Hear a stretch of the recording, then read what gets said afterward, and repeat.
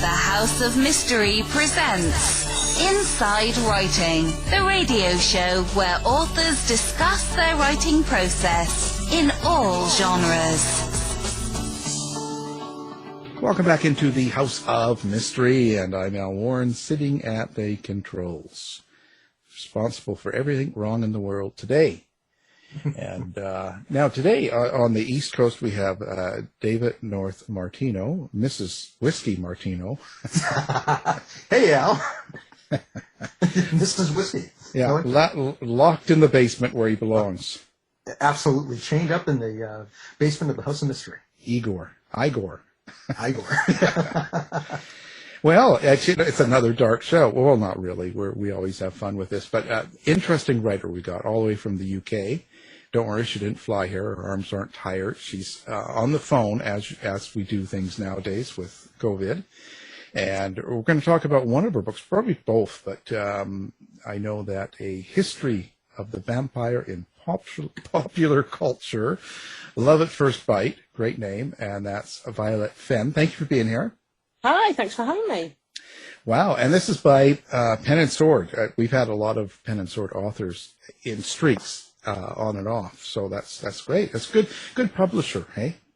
They're an awesome publisher, yeah, and they're nice because they're fairly small, but they're a very good specialist. You know, they're into their history, they're nice people, and they're happy to take on slightly odd projects, I suppose, compared to some places, yeah.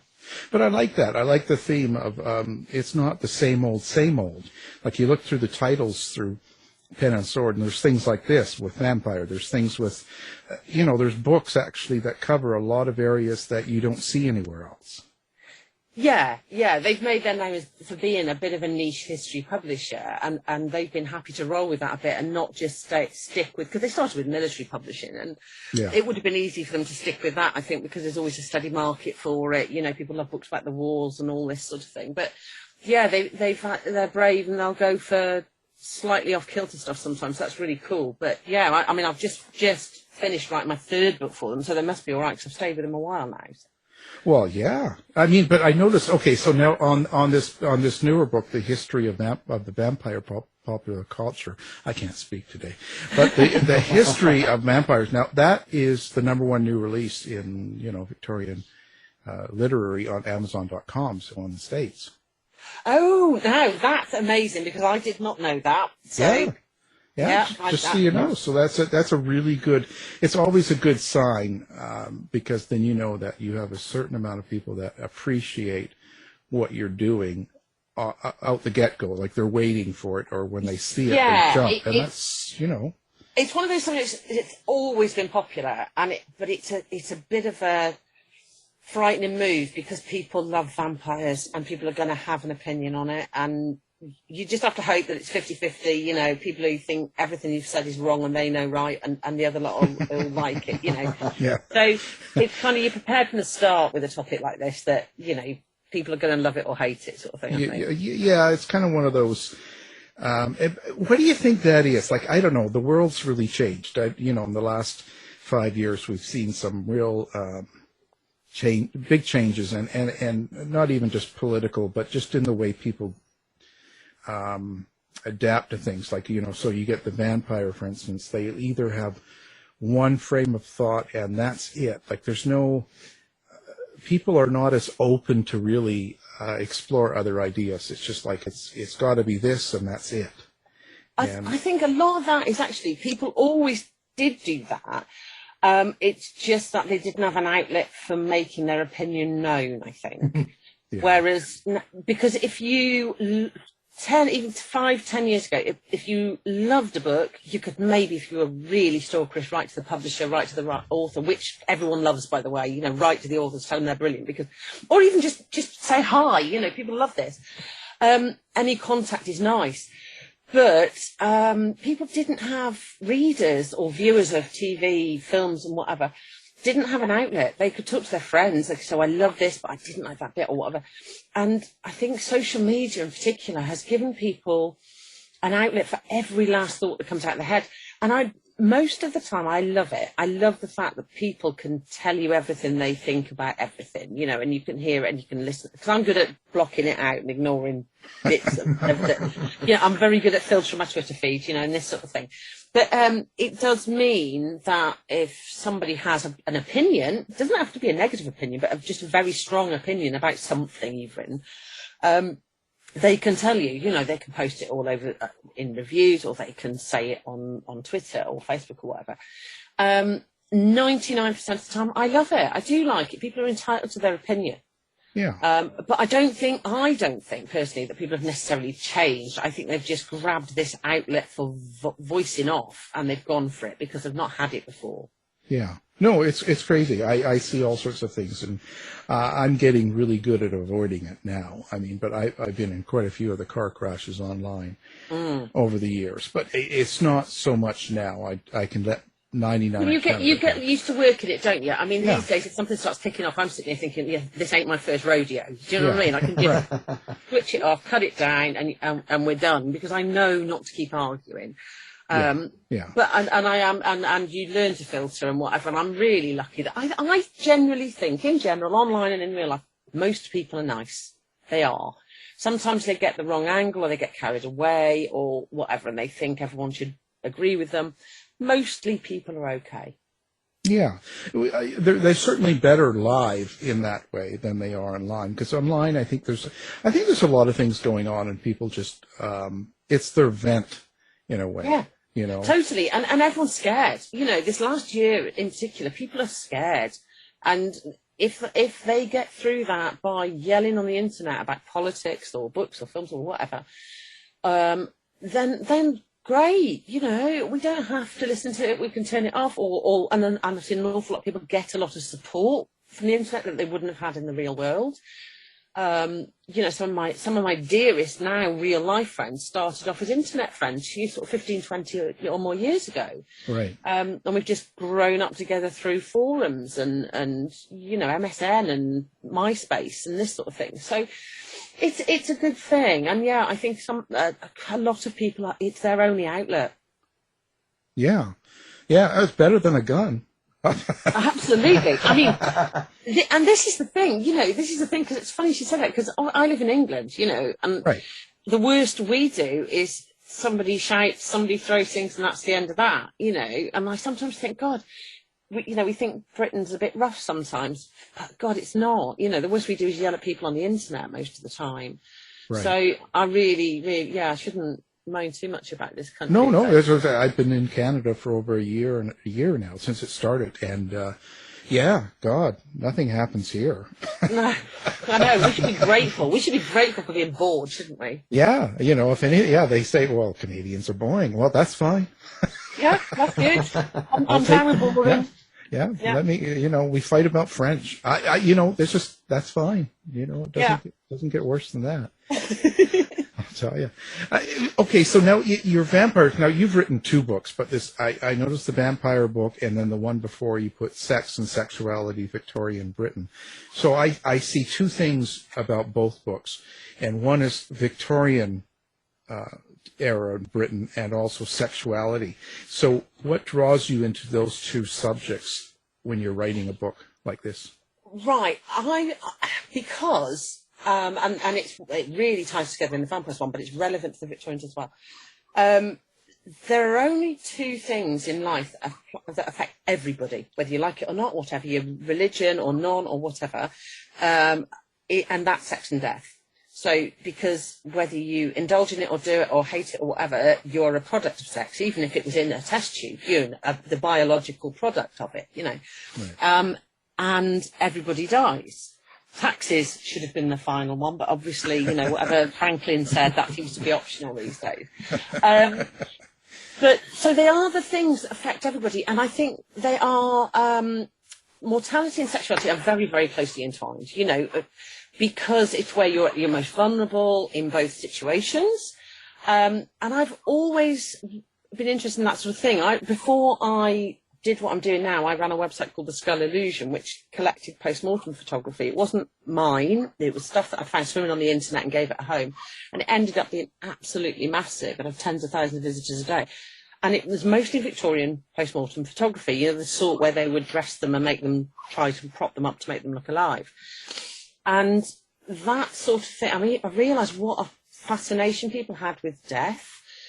And then because I've never had any filters in my life, you know, I would always talk about, you know, sex and things like that. And people could always come to me and ask me questions, I would say. And I ended up quite randomly then out of the blue working for Metro in the UK as a freelance writer. I'd written off and on for years and got a gig freelancing for them. And they rapidly realised that I would cover any topic. And I, you know, I wasn't embarrassed about it. And I mean, they've got daily viewers in the millions. So, and I was the one that was happy to sit there and write about how to make alien sex eggs, you know. So, so it kind of got like that. And then Metro, I had a wonderful editor at Metro called Yvette Castor, and she asked me if she knew my interest and asked me if I fancied doing a series about historical sexuality. So we did that for Metro about 3 or 4 years ago now. And I just sort of became known for writing about sex and death. You know, they are, I say on my website and everything, they're my most passionate subject. I once got turned down for a job at an undertaker's for being too interested in death. Because they thought I knew too much about it and it was a bit weird. I mean, you'd think knowing a lot about death would be the absolute perfect qualification, but apparently not. And I've just sort of run with it ever since. And then the Victorians are an interesting one. It's an era that a lot of people think is prim. You know, they think it's literally buttoned up the Victorians and, oh, they didn't have sex and it was in the dark. And they were not.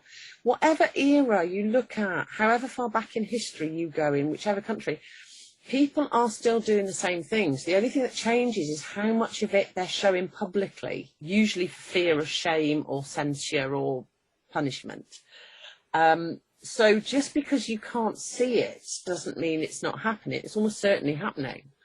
So that sort of dichotomy of the primness on the surface and this roiling sort of cesspit, sometimes underneath with the Victorians, especially with the contrast between rich and poor, that was just fascinating. And then, of course, the vampires kind of come out of that. I mean, vampires have been my thing all my entire life. You know, I'm 51 now. I grew up watching Universal horror movies, and I grew up with goth music. That's, you know, absolutely my passion. And it just never left. I saw Christopher Lee as Dracula when I was really young, and Bela Lugosi. And I remember watching, I couldn't watch Nosferatu till I was perhaps in my teens or 20s. But it was all the old ones. I love the old monster things. I love the Addams Family, the original, and then the Munsters and that sort of thing. So, and you get into modern versions, you know, you look at the Addams Family, but they look Victorian. You know, they look Victorian, even though they're living in a modern day, brightly coloured America. And they've got that same sort of hidden passion. So the two topics are really closely entwined, I think. You know, sex and mortality are at the back of most people's lizard brain, I think, if you dig down. Are you talking about the Queen? And look, we don't talk openly about the lizards, but we know. We all know about the lizards. We just don't talk about it. Well, it's just, you know, it's big rumors here, you know. I'm convinced it's not even rumours. It's not even rumours. You know, they're just lizards. They're lizards. It's all real. Yeah. Yeah, I'm waiting for the guillotine, mate. I'm waiting for the guillotine to make a comeback. But, you know, it's parasitic. Don't start me on the monarchy, honestly. It's parasitic. We shouldn't have it. We're in an era of democracy, and that should be it. So I've got nothing against them personally. Yeah. I genuinely think in some ways they're good for the economy. They're good. They're a good, you know, public view of the country. But they're pointless and they're outdated. Just stop it now. Stop with the Queen. That'll do. Yeah. You know, yeah. Yeah, you know, there's only one Queen, and that's RuPaul. Absolutely. You know, that'll do. If RuPaul can be queen of everything. Yeah, I mean, you know, at least she works. Boy, and she looks better. Yeah. You know, yeah. She puts the hours in. She looks good. She doesn't show her scaly skin in public. We're all right. We're good. Right. How does how did the vampire get to what it is? And I mean, when you look at the original Dracula book and idea of Dracula, and now it's turned into this, like you said, it's a real popular culture thing. There's so many movies and shows and everything, so it's fascinating. And then there's even groups out there that think they are vampires and they drink blood and all that. Yeah. How did it get so serious, where people changed their lifestyles about something that's just really a story? Well, it started serious because it started based on real things. Dracula obviously was not the first vampire book by a long shot. The first sort of Gothic literature would have been The Castle of Otranto by Horace Walpole, which was 1764. That's not a vampire story, but you've got your monster in a crumbling castle and all that sort of thing. So that was kind of the birth of it, and you've got the romantic poets and all this sort of thing. But a lot of the early stories, there are stories of what we would now call vampires throughout history and prehistory and, and all the rest of it. Up until the sort of 1800s, they would more likely have been referred to as revenants, which is literally the undead. And they would have been portrayed as such, as in The Walking Dead. Somebody's climbed out of the grave, they look terrible, they're trying to get revenge on whoever killed them. But though there's an awful lot of folklore about that, King James of England wrote an encyclopedia of demonology in the 15 something or other, and that was, that's the king writing about demons, and he was trying to work out, and there's a long piece, you can find the whole thing online. There's a long piece where he's trying to figure out how incubus and succubus work, and how the demon would take the sperm to the human woman without it getting cold, and basically he has to run really fast. It's not very fun. But so the idea behind this has been going for centuries, because people are scared of the undead. They're scared of it. Don't forget, for a very long time, you couldn't be entirely sure somebody was dead. To this day, the only 100% definite indication of death is decomposition, because you've got your moral arguments about brain death and, organ death and your heart stopping and your brain stopping.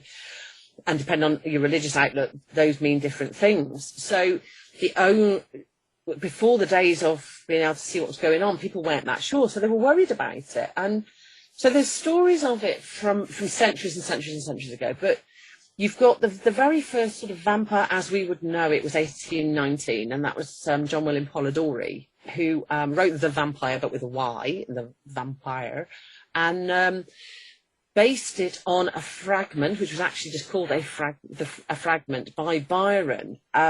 He was Byron's physician. They ended up falling out, and there was all sorts of trouble about it all. But Polidori wrote The Vampire based on a little snippet of a story by Byron, and basically the main character was based on Byron himself. Wasn't all that flattering, but he was the first person to be your deadly man in a suit and the glamorous and this sort of thing. So that was the start of it. I mean, that's only 200 years ago. So, and then you've got Sheridan Le Fanu, you've got Camilla, who was, basically a lesbian vampire in the 1870s. And then Stoker ran with that in 1897. He really, obviously, is the template now for vampires ever since. They're all really based on Dracula. But it's interesting because we think we know everything from Dracula, and we don't really. I was talking to somebody just today about Nosferatu, the film, which was based on Dracula without permission, and it should have been destroyed, and it wasn't, and that's why we've still got it today, because there was one copy of it kept. Murnau, who filmed and produced Nosferatu, introduced the idea of sunlight killing a vampire in order to change it slightly. He was kind of hoping it would help his copyright argument that it wasn't the same as Dracula. It didn't help his copyright argument. He lost in court. But so they've developed relatively recently, and then and I don't know why it is that people have taken it so passionately and run with it. People have got their idea of what they think a vampire does. And if you disagree, then you're wrong and they're right. And vampires do different things. It doesn't matter. You watch a different film, read a different book. They all do different things. You know, I mean, the pinnacle, or actually the nadir of that, is Twilight and the Sparkly Vampires. People think I hate Twilight. I don't hate Twilight. I hate the morals in Twilight. I think Twilight as a thing is an easy watch. It's a fun read. I love it. I've got all the books, all the DVDs, saw all of it in the cinema. Terrible morals. Don't let your teenage daughters watch it, because that is not how to run a relationship. But also, if you were undead, you would not go to school for centuries, would you? You would tell everyone you're 20 and leave. You know, you'd be done. So they're really square. But it just depends. I think, honestly, it depends which one people grew up with, which took a fancy. And everyone wants to be a bit other. Everyone wants to see it be a bit different. And if you're a creature of the night, you can't be more different then, can you? So people want to be different from the norm. But the interesting thing is, and some of my most favourite goths will tell you this, an awful lot of goths and people who like vampires, whatever, are trying so desperately to be different, and they all look like each other. You know, they end up being a crowd anyway. So the ones I like to think I know the better ones, and they don't. They're excellent. But you know, it's that thing. I think it is just that thing of trying to be other, really, and that idea of immortality and a different life. And of course, you've always got endless riches. So who wouldn't? Well, that's what I was going to ask too. Is it this fascination with immortality? Because we even see that with movies like Highlander and stuff like that. Yeah, and it is. But that's the interesting thing, isn't it?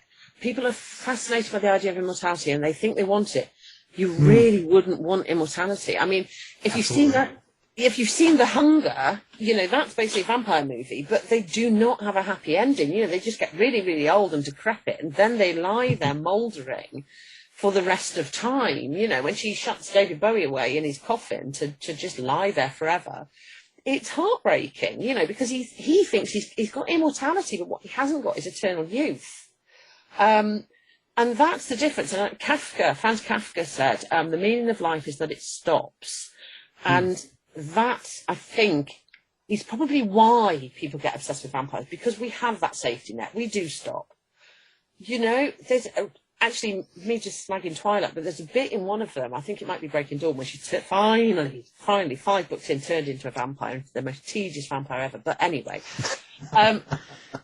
God, they're boring. But she's turned into a vampire, and I love the line, she says, I was born to be a vampire, which is a dichotomy, if ever I've heard one.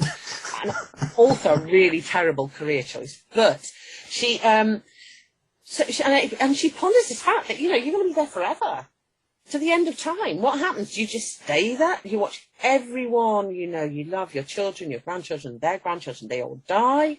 The world goes up in smoke and then reestablishes itself. What? You're just sitting there watching it. It's appalling. People think it would be an amazing thing, but actually I think it would be the worst thing you could possibly think of. Well, I guess, yeah. But now, one thing, though, vampires are very sexual as well. Like, it seems like, other than Dark Shadows, all of the movies, and you know, like Interview with the Vampire, Anne Rice, and all that stuff, there's a very big sexual element, and homosexual erotic as well. As it's just it's a very big element in it. It means a lot, and I wonder why that is. I think it's because it's physical, isn't it? I mean, a vampire is literally feeding on another person. If you were going down the psychoanalytical route, you know, you've got penetration of fangs in necks, you know. If even in a human setup, if you're with somebody, you know, that you're in an intimate relationship or whatever, you are offering them your neck or, you know, tender bits, aren't you? It's that intimacy and vulnerability, and it's that giving your all to somebody. You know, you're giving your life to somebody, or you're trusting them not to take your life. So, and also vampires are hot. You know, they are always hot. There is that element of the minute you are turned into a vampire. I mean, I'm a good few pounds overweight, I'd say.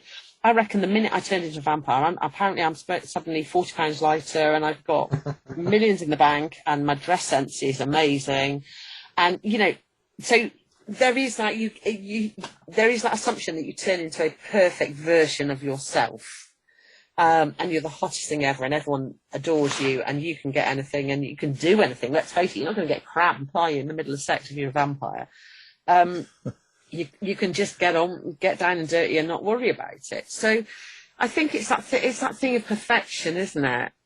Vampires are seen as perfect, even when they're not. You look at things like True Blood, which are a little bit more raw. I love True Blood because it's a bit rawer, and they are open about what they are, and they're trying to live in reality, sort of thing. But they're all gorgeous. Yeah. Even the ones that supposedly aren't, they're all gorgeous. So, yeah, people see a being a pinnacle of humanity, I suppose.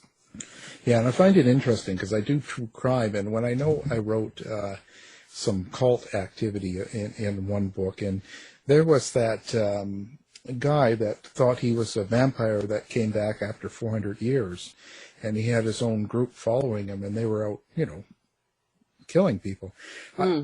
It's really, the mind is so powerful that it can talk itself into such a story, Yeah, and I mean, that is, the thing is, that's using the vampire trope as a tool, isn't it?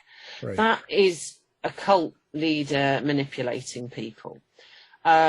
So you get similar with Crowley, Aleister Crowley and things like that, or Waco, stuff like this. You've got people who whip up the power of crowdthink or whatever, to follow them and give them power, and it gives them power over life and death. And I suppose the sort of vampire angle is the most glamorous version of it. It's clearly not true. It's not like, because vampirism, even if it was a real thing, you would be able to see it. You would be able to, somebody is biting somebody else and they're drinking their blood and it's making them better. A human, however much they would like to think they're a vampire, they can't do that.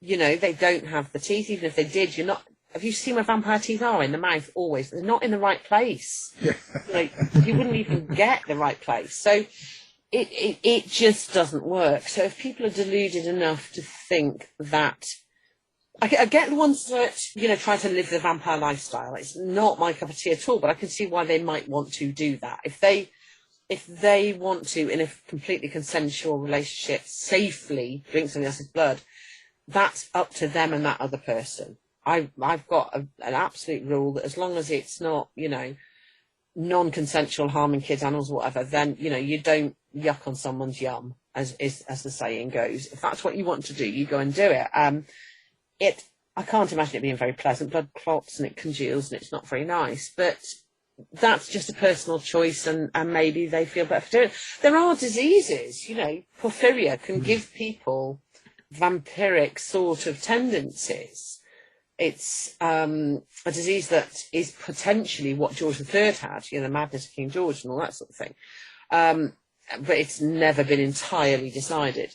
Porphyria can make people sensitive to sunlight. It can make you allergic to the onion family, alliums and stuff like that, which includes garlic.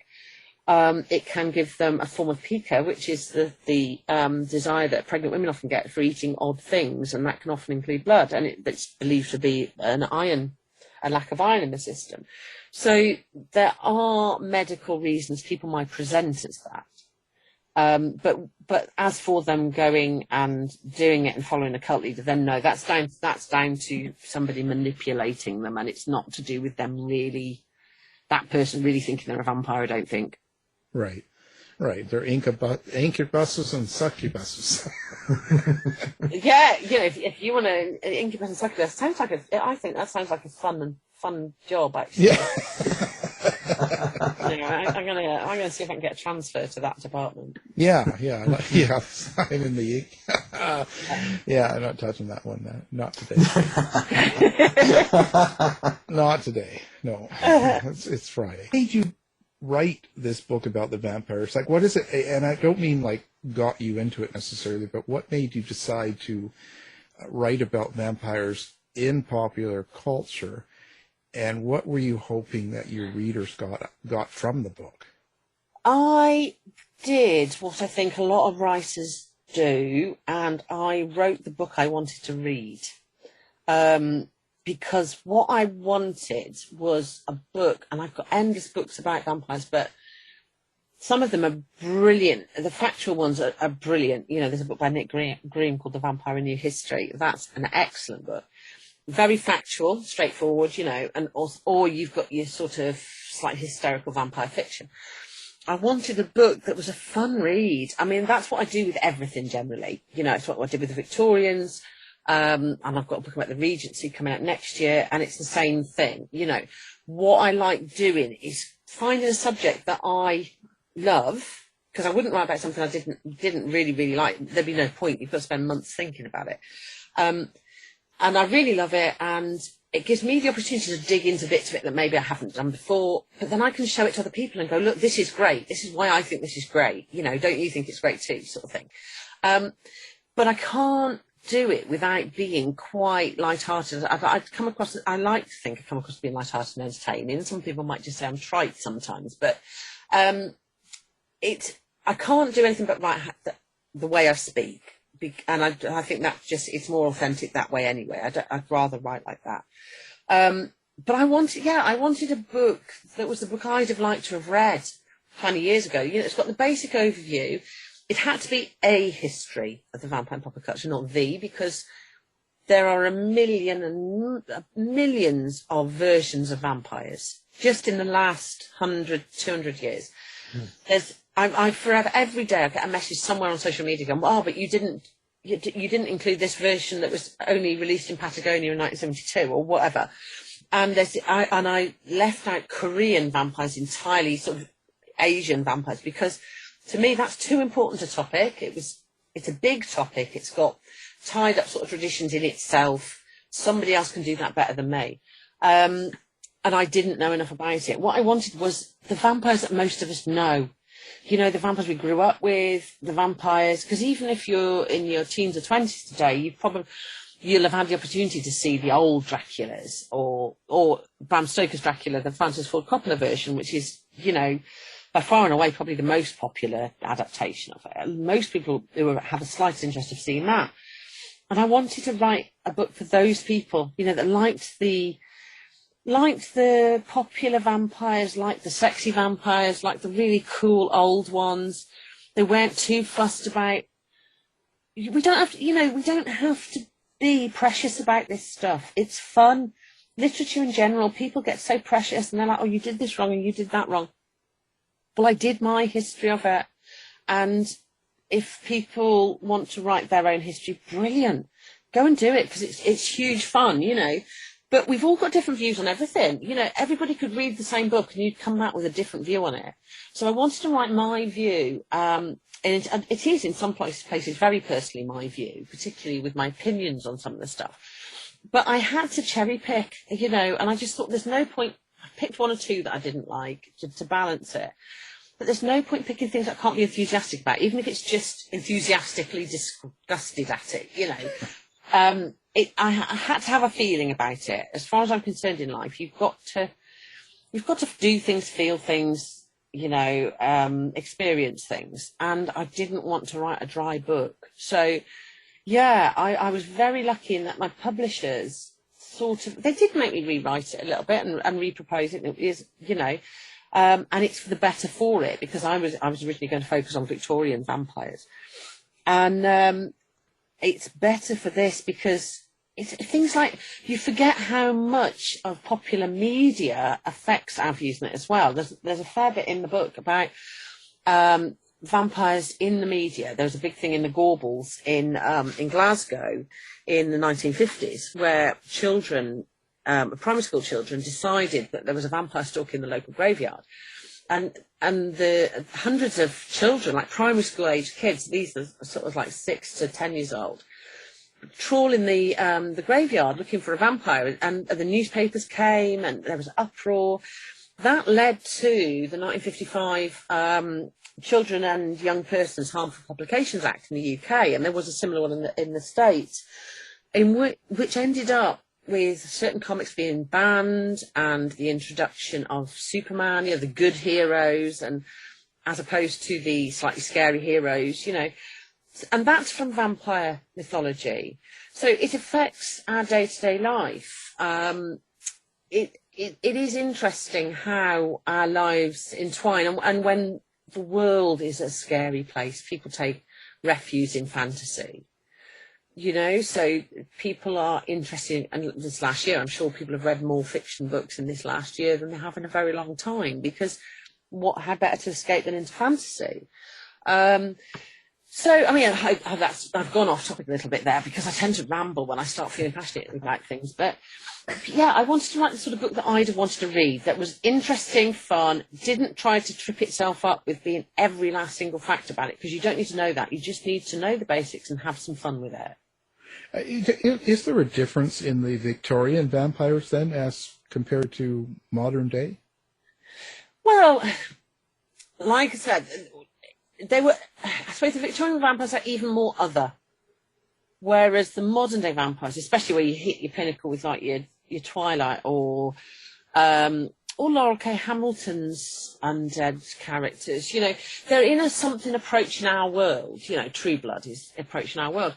The Victorian ones with that otherworldliness, or the people who are reading about it wouldn't have been in the world. They were quite often very wealthy in the stories or whatever. And the people buying the penny dreadfuls probably weren't the wealthiest people. They were the ones that were looking for a bit of escape in reading. And the vampires then had the power because of their social status and their perceived position in life, perhaps. Whereas now, and they were noticeably different. Whereas now they have their power in fiction or whatever because they, can in theory walk amongst us and we wouldn't know. So, and also there's the overhang. It fascinates me that even now you look at something like Twilight, where you've got Edward Cullen, who's supposedly, the perfect gentleman. He's not, but we haven't got enough time to go into that. He's a terribly abusive boyfriend. But he is based on the Victorian hero, isn't he? He speaks properly. She notes how he speaks, that he's from a different time. He is carefully dressed, and Bill Compton in True Blood, he's from the American Civil War, I think it is, off the top of my head. War of Independence, or I can never remember which one it is. And, they're perceived as gentlemen in the old-fashioned style of gentleman. And if it's women, they're in the old-fashioned femme fatale, almost movie star genre sort of thing. So I was always interested in that hangover that people have for what they perceive perhaps as better days, which almost certainly weren't. But I do love modern vampires. I absolutely love them. I think the fact that they're still going, is brilliant. But it is notable that it still keeps going back to the originals. I mean, my favourite recent adaptation was the BBC version of Dracula, which came out last year, with Claes Bang in the lead role. And that really, they did change it, and Mark Gatiss and Stephen Moffat did an amazing job at it. But it's the old Dracula. Right. Again. Yeah. He ends up in the modern world, but it's the old Dracula. So, yeah, we keep going back. And whether that's because people are scared of going forward, maybe, I don't know. Well, with going back to folklore, what type of rituals were used to identify a vampire and to dispatch one? Identifying it, people, when you read the old stories, they're pretty obvious, because there'll be tales of somebody prowling around and attacking people. They weren't very subtle. There was quite a lot connected to public health. You've got the New England vampire panic, which was Mercy Brown. And the chances are Mercy's family were dying of TB, consumption as it would have been called then.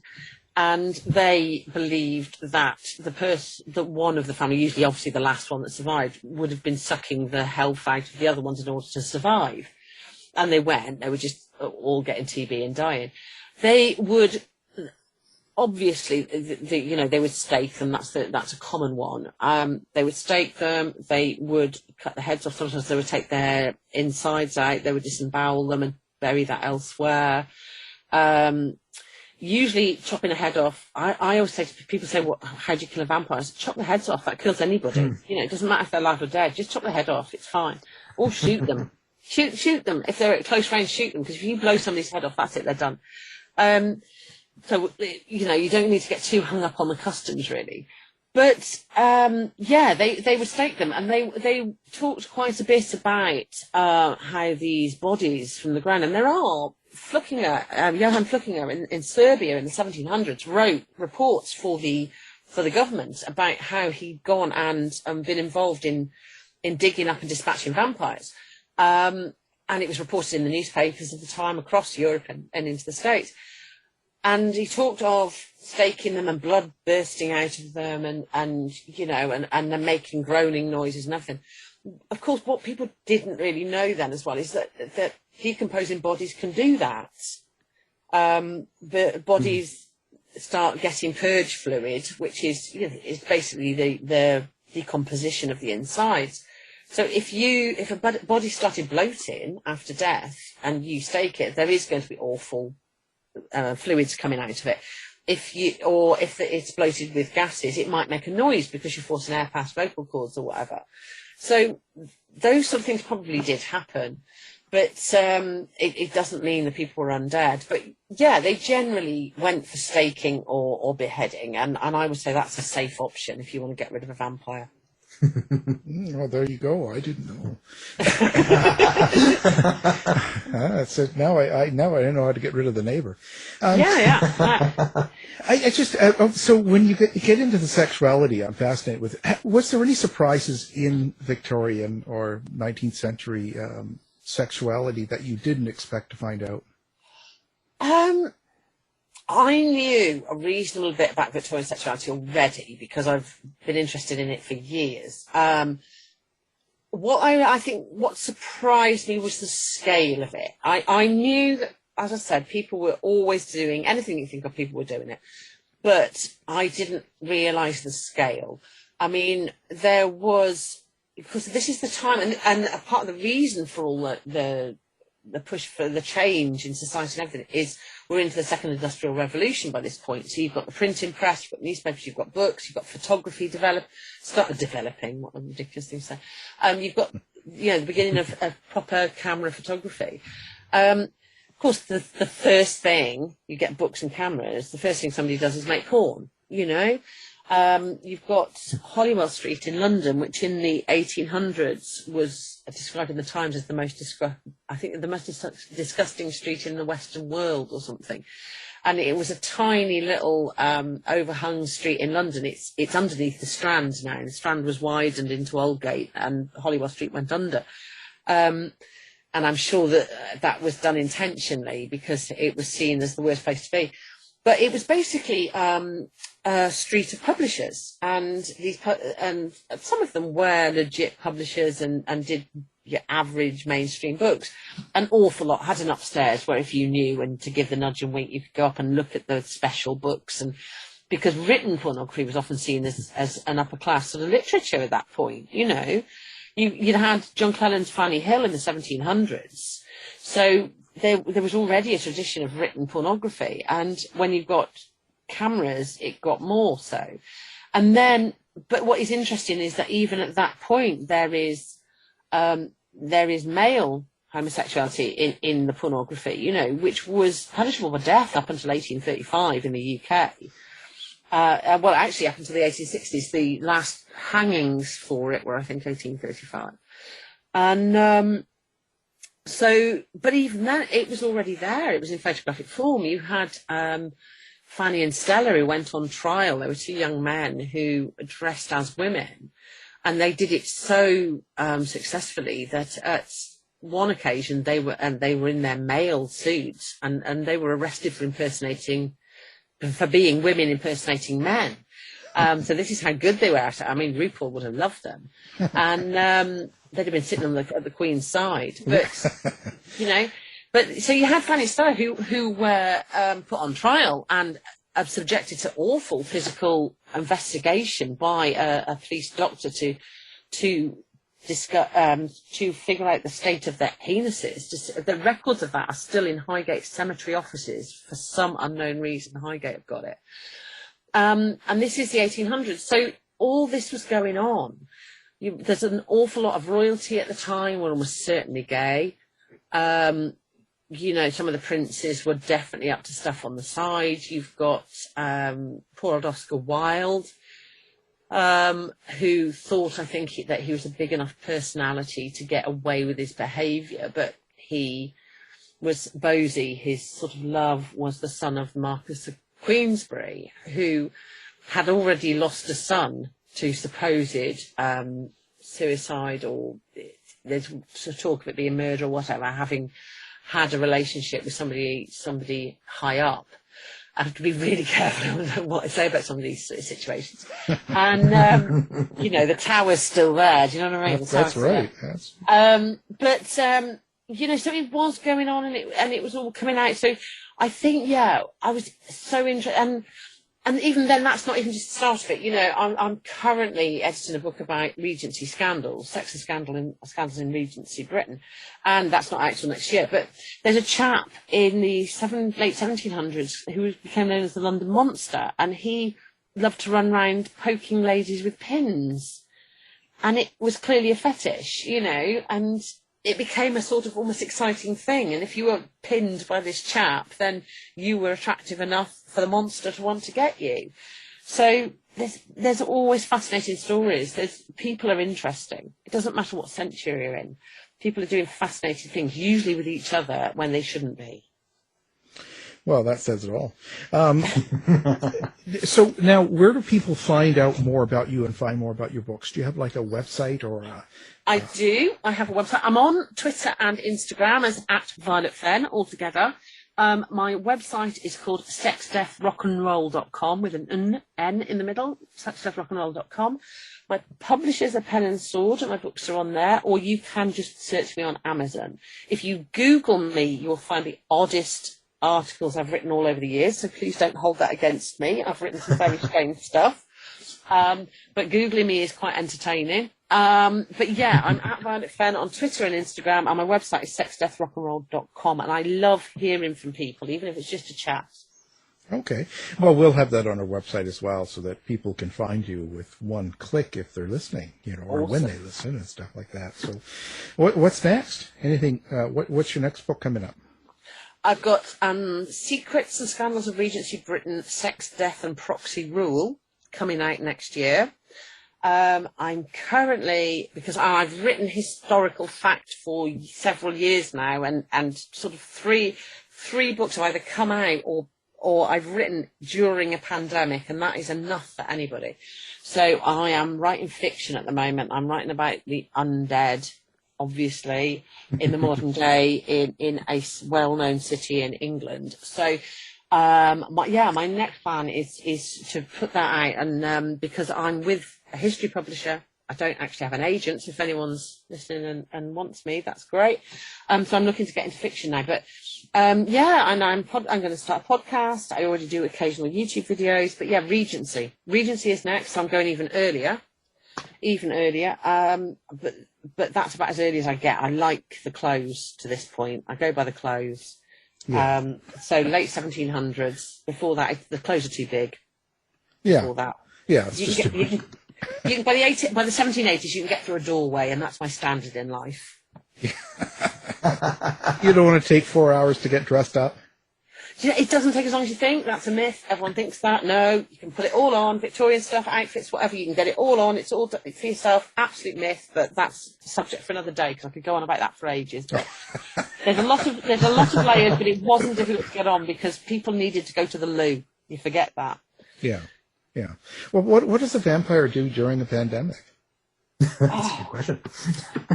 I just thought about that. Stays indoors and eats a lot of chocolate, because apparently that's. But don't aren't they like turn into bats anyway? So they shouldn't get infected with COVID, right? They should already have it. Yeah, big up the bats. It's not the bats' fault. You know what I mean? It's not for the bats. you know, and it's not bloodborne. I think the vampires are fine. They're probably having a lovely time because we've all been shut up indoors for 12 months. They can just get on it, pick people up out the windows. You know, it's great. They've had a lovely time. We've been an all-you-can-eat buffet for the last 12 months. Well, I mean, that's okay anyway, you know. Have at it. Get rid of a few more. There's just too many anyway, you know. Did it affect you, like having the pandemic and having, you know, all this crazy stuff over the last few years? Does that sort of... Hugely. Yeah. I mean, I have been self-employed for many years and I work from home. However, the overtones of the worry going on. I mean, I've got relatives I haven't been able to see. I've still, at my age, I've still got my grandmother. She's 95, and I hadn't seen her. I managed to see her last week, and I hadn't seen her for months because of the pandemic, because she's been sort of quarantining. My first book, the Victorians book, was meant to come out the week England first went into lockdown, so that stopped because the publishers couldn't get into their warehouses. So that came out 2 months late. I've had no launches for any of my history books because the social distancing hasn't allowed for it. I finished writing the vampire book in the beginning of lockdown, and I wrote the entirety of the Regency book during lockdown. So as I said, I've published or written 3 books since the start of lockdown, and that's been with, you know, my adult but children at home 24/7. I haven't been able to go. There's a library in North Wales. It's the UK's only residential library called Gladstone's because it belonged to William Gladstone, the Prime Minister. I used to go there and stay there to write. They've obviously closed down. So I've been sat with children. On my son's partner, who I'd met once before, had come to visit the night before lockdown and ended up with us for 4 months. Oh boy. My eldest son's partner. Amazingly, they're still together. She did move out and find a house of her own, and now he goes to her. But yeah, she did stay. She was here for months, having met me once. So it was a good job we got on. Yeah. So I've spent 12 months sitting in my bedroom, surrounded by towering books and writing about vampires and the Regency. So it's been difficult. It's been claustrophobic. And now I think I've forgotten how to deal with people. Oh, just call them names, finger them, push them down. But I did that anyway. Yeah. You just got to get back into the routine of tripping people, you know, and. I swear, the first social thing I go out to, I've just agreed to do. I do talks online, in person sometimes, but obviously at the moment I'm doing them online. For different organisations and whatever, and I've just agreed the first one in person in July, and I'm thinking, oh my God, that's actual people's in front of me, and I don't know what to do, and I'll clearly just forget how to walk across the room or something, you know. But fine. Yeah, it's just mad. I'm not good with people at the best of times, as anyone who knows me in person will tell you. You know, I've got no filters. Yeah. But I work on the principle that if people get on with you, then they know you, then it's fine, isn't it? And if they don't tolerate it, then you shouldn't be around them anyway. Right. You know, to hell with them. Wow, it's certainly what a great conversation. We've really enjoyed it. It's been fun. Yeah, it's could talk forever. You know, this is nice. And we've learned a lot. My God, you know, Violet has a 95-year-old grandmother who's still alive. She's probably a vampire. That's why. And vampires. She looks like it. Yeah, she's not got wrinkles for a 95. Oh yeah, you see, I've heard about these ones. And vampires fart when they're dead. They can, yeah. Yeah. See, that wouldn't have been so glamorous, would it, if Edward Cullen had come out through the window and farted? I would have liked to see, you know, a Dracula, a big, yeah, that would be great. And Violet also likes to read pornography, so there you go. We get I actually used to write it. I had a career as an erotica writer before this one, so. I did quite well at it, so I have no shame about that whatsoever. Some of my favourite people write pornography, so I'm big for that. That's good. Oh, you see, we've learned a lot. Well, yes, we have. Our guest, Violet Fenn. Thank you for being here. Thank you so much for having me. Thanks, Violet. Just find out more about our show, guests, or to listen to past shows from our archive, please go to www.houseofmysteryradio.com. The mission has been completed. The end! By George, he's got it! It is the end! I'll see you. If you're lying to me, I'll be back. This has been a production of Something Weird Media.